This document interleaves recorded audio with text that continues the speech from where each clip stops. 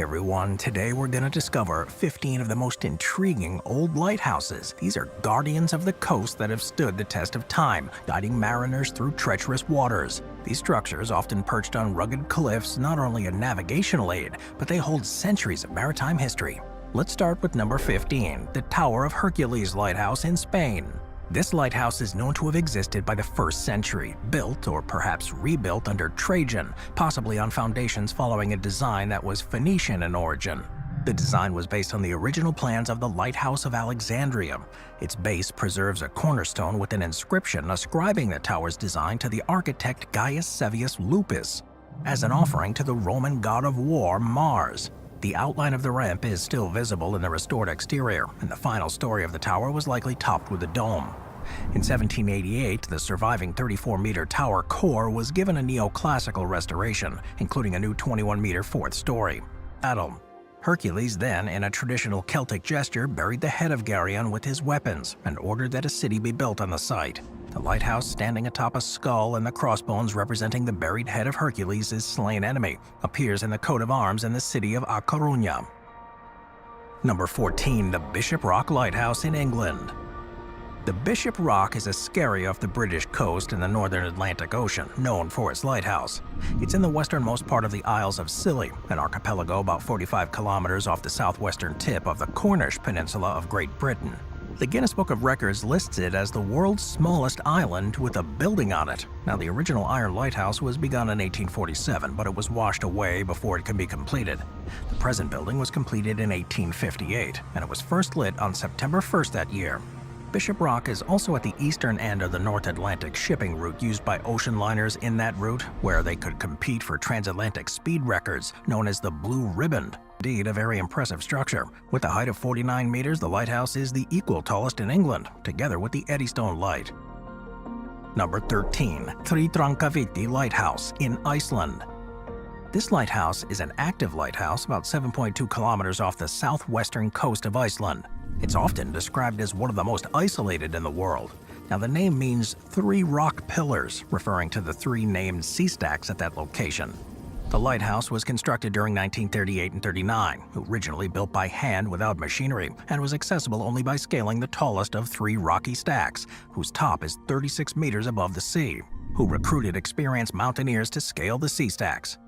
Their climbing tools didn't allow them to bite into the rock near the top, and there were no handholds, so they made a 3-person human stack, 1 man on his knees, a second atop him, and a third one climbing onto the second one for the final leg. According to Arnie, the first thing we had to do was create a road up the cliff. We got together 5th, 1942, during World War II. A helipad for helicopter access was added in the 1950s. Number 12, Nugget Point Lighthouse, New Zealand. This lighthouse is located in the Otago region of the South Island of New Zealand. It's owned and operated by Maritime New Zealand. It was built from 1869 to 1870 and first lit on July 4, 1870. The lighthouse apparatus that was installed had to come to New Zealand on the same ship as the lighthouse designer James Balfour in 1863, and was originally intended for the light at Cape Saunders. With the project on Otago Peninsula experiencing many delays, the lighting apparatus was used at Nugget Point instead. In 1901, Walter Hutton Champion was the lighthouse keeper along with his wife Alice. Now, originally the lighthouse was powered by an oil burner. In 1949, the oil lamp was replaced with an electric 1,000-watt lamp powered by a local diesel generator. The generator was then replaced in the 1960s by a connection to the mains grid, although the Number 11, the Aneva Cape Lighthouse in Russia. This lighthouse is one of the most inaccessible lighthouses in Russia. For years, it had been warning ships off the dangerous coast of the rocky Aneva Cape in the Sea of Okhotsk. Today, it stands abandoned but remains a highly popular tourist attraction.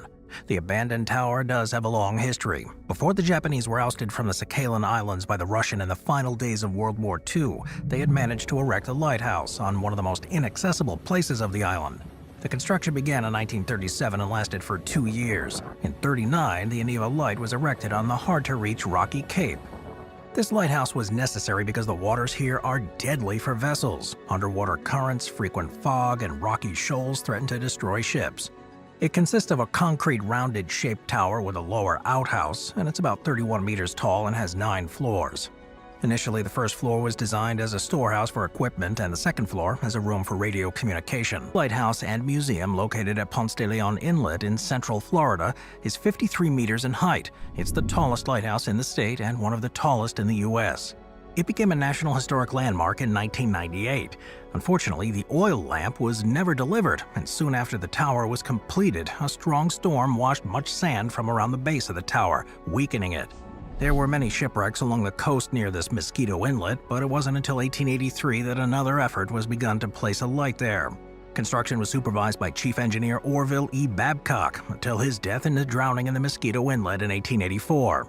The tower was completed and the lamp, which could be seen from 30 kilometers away, was lit in 1887.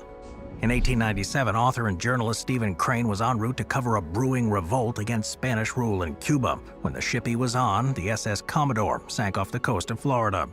Crane used this experience in his short story The Open Boat.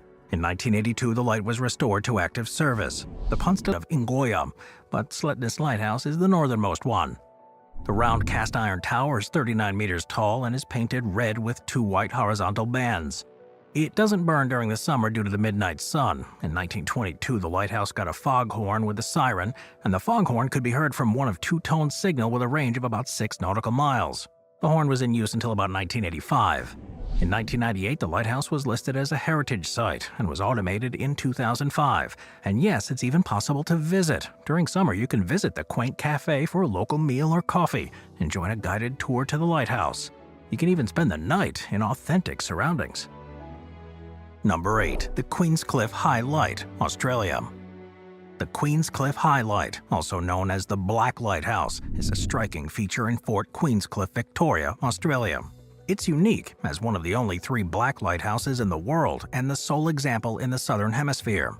It was built in 1862. The lighthouse was designed to withstand ocean waves with curved walls and an entrance originally accessible only by rope ladder, 5 meters above the ground. It wasn't until 10 years later that a ground-level door was added. The fort was built around the lighthouse during the Australian Gold Rush as a protective measure for gold-laden ships. The lighthouse transitioned from gas lighting in 1890 to electricity in 1924 and was one of the first locations in Victoria to have a public telephone. Today, it's automated and maintained by the Port of Melbourne Corporation, no longer needing a human operator. Moving on to number 7, St. Augustine Light Station in Florida. The St. Augustine Light Station, an active lighthouse in St. Augustine, Florida, continues to guide mariners from its position at the north end of Anastasia Island. It was constructed between 1871 and 1874, and this tower is the second to light the area, with its predecessor, Florida's first lighthouse, being lit in 1824. Today, the lighthouse and its grounds are preserved. 6 Keeper's House, historical kitchens from 1886, and a 1941 Coast Guard barracks. It also serves as a weather station for the National Oceanic and Atmospheric Administration, continuing its legacy as a beacon of maritime heritage. Number 6. Dandr Head Lighthouse in Sri Lanka. Dandr Head Lighthouse stands proudly on Dandr Head, the southernmost point of Sri Lanka, and it's not only the tallest lighthouse in the country, but also one of the tallest in Southeast Asia. The name Dandr comes from the Sinhala Devi Nuwara, meaning City of the Gods. It was designed by Sir James Nicholas Douglas and built by William Douglas of the Imperial Lighthouse Service starting in November 1887.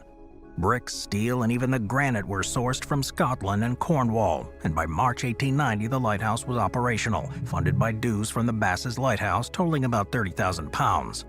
Originally, it was equipped with a large hyper-radiant Fresnel lens, just one of a few lighthouses fitted with those advanced lenses at the time. It continues to guide mariners safely. Number 5. South Stack Lighthouse in Wales. The South Stack Lighthouse, established by Trinity House in 1809, marks a small islet just off Anglesey at the northwest tip of Wales. Separated by Holyhead Island by a mere 30 meters of churning sea, this lighthouse stands against a backdrop of towering granite cliffs that rise 60 meters straight from the ocean. The idea for the light first came about in 1665 when a petition for a patent was presented to King Charles II, although it wasn't granted. It wasn't until February 9, 1809 that the lighthouse first lit up the rocky shore. By 1840, a rail system was installed to lower a secondary light down the cliff during foggy conditions when the main light was obscured, and the lighthouse withstood the Royal Charter gale on October 25, 1859, one of the century's worst storms.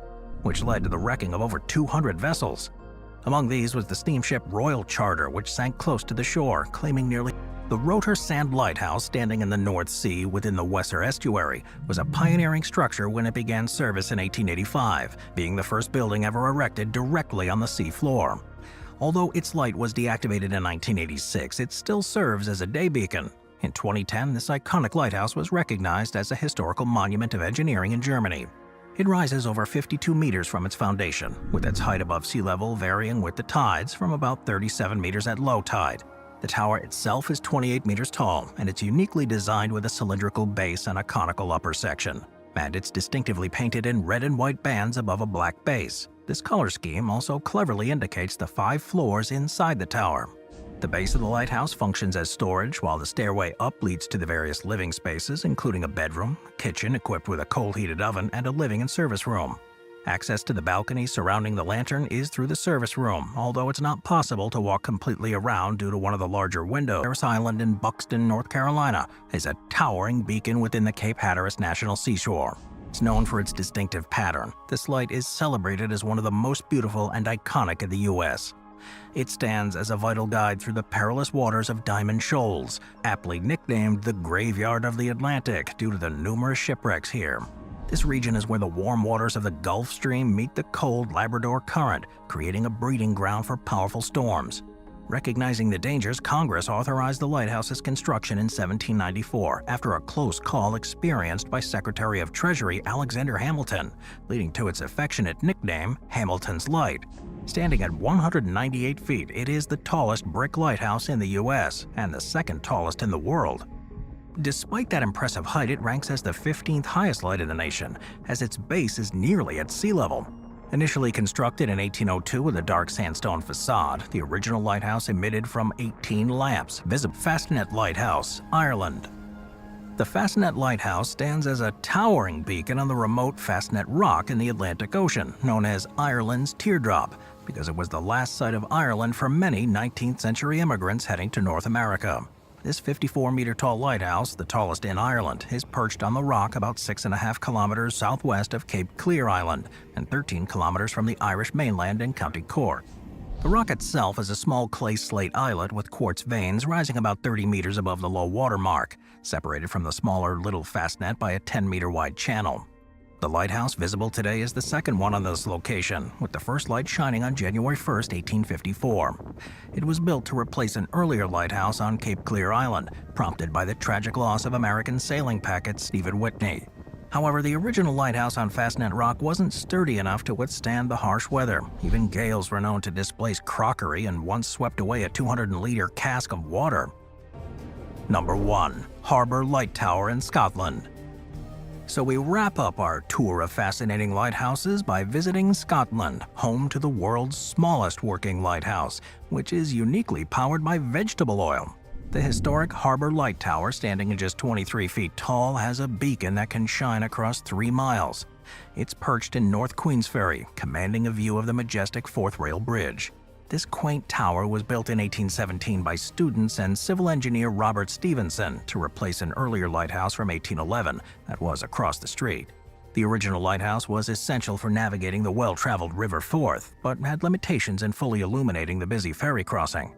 The new Harbour Light Tower featured a better-positioned light room, enhancing visibility along the river, and even inherited the Argand lamp from its predecessor. Although the introduction of the Forth Bridge in 1890 made the Queensferry Passage less vital, leading to the lighthouse's closure in 1964, the